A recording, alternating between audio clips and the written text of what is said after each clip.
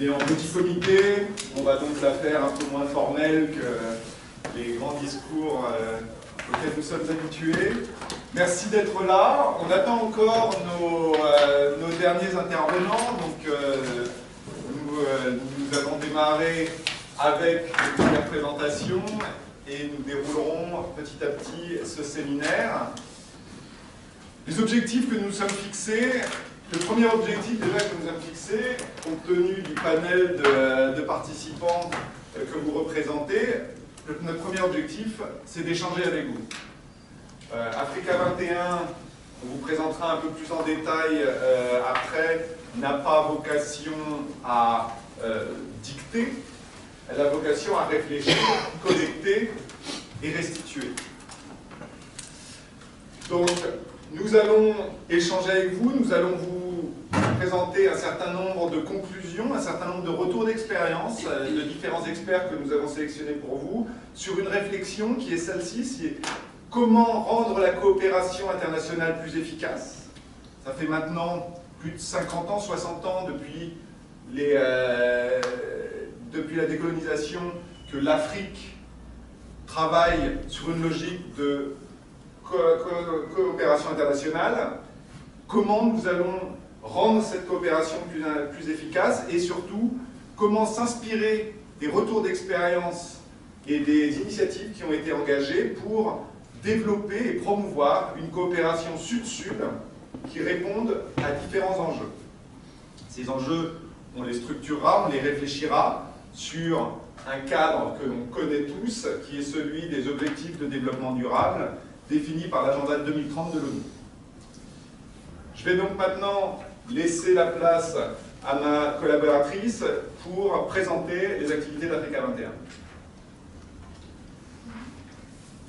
Alors, bonjour mesdames et messieurs, c'est un grand honneur pour moi de vous accueillir à ce séminaire d'hiver. Donc, avant de brièvement présenter les activités d'Africa 21, où je vais peut-être laisser la parole à mon collègue, moi je voulais juste introduire également ce séminaire.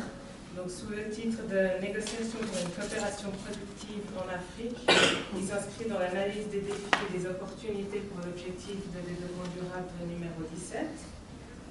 C'est-à-dire renforcer les moyens de mettre en œuvre le partenariat mondial pour le développement durable et le revitaliser.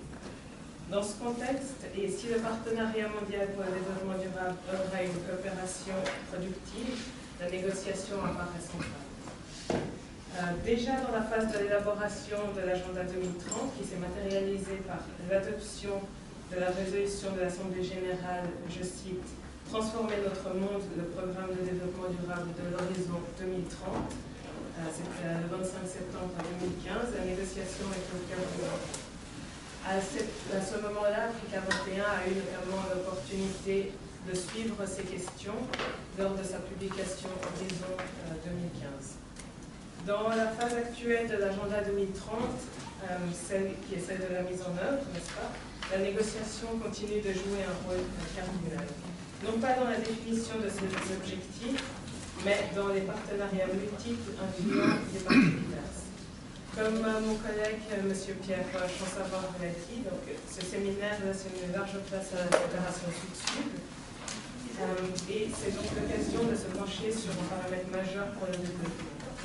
Ce séminaire se fera sous le mode interactif, donc n'hésitez pas à intervenir, poser vos questions tout au long des interventions de nos panélistes. Et finalement, nous aimerions remercier tous les intervenants, les panélistes, ainsi que Mademoiselle Anna Maria pour l'organisation de ce séminaire. Si vous voulez également des informations un peu plus détaillées au niveau de l'Africa 21, nous avons des brochures qui présentent les activités de l'association. Nous sommes donc un think qui se trouve juste derrière vous. Nous sommes donc un think tank œuvrant pour le développement durable, notamment en Afrique. Et n'hésitez pas à nous poser toutes questions, on vous donnera plus de détails. Merci beaucoup. Je laisse donc la parole aux premiers intervenants. Merci bien.